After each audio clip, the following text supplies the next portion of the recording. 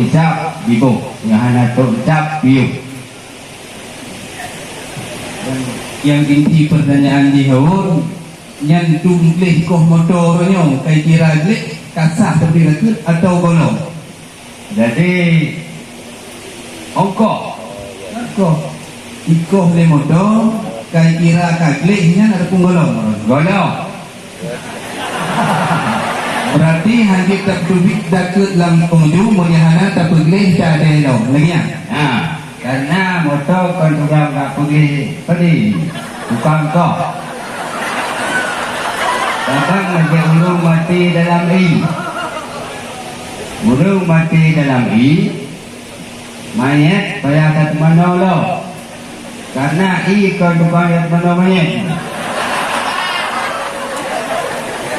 Ya. Jadi menanti motor rubu-rubu. Hai masyarakat luas, khususnya di Kawasan 16 Kabupaten Aceh Barat dan Bang Tigong Aceh. Yang biayanya kalau dalam itu, karena ketentuan itu hukum taklifi. Setiap hukum taklifi beban tanggung jawab yang terpegat dan tajam perlu jelasnya wadai sebab dan cara. Jadi setiap hukum taklifi itu ada itibat sahih dan bersih. Yang kedua, Mulia tua tanya menolong kami jauh Tuhan dengan doa. Jadi hangat sah pada. Jadi karena demikian motor kan tukang putih padi, tukang koh padi. Bertanya uti balik timudaki wajib tak publik dan dengan ongkosnya betul dan tanggung jawab utama.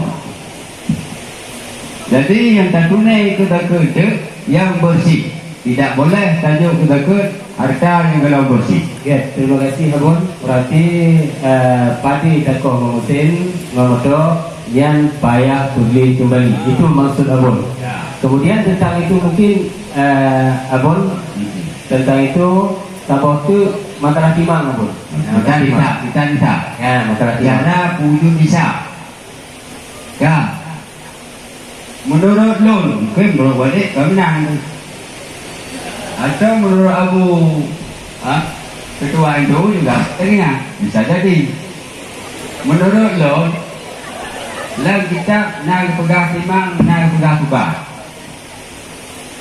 Kalau timang, berarti ujung di kilo. Yang setara dengan tukar. Hasil itu setara. Yang menang kita bisa menandaku, jik dengan cara ketimang, jik dengan cara tertukar. Titik.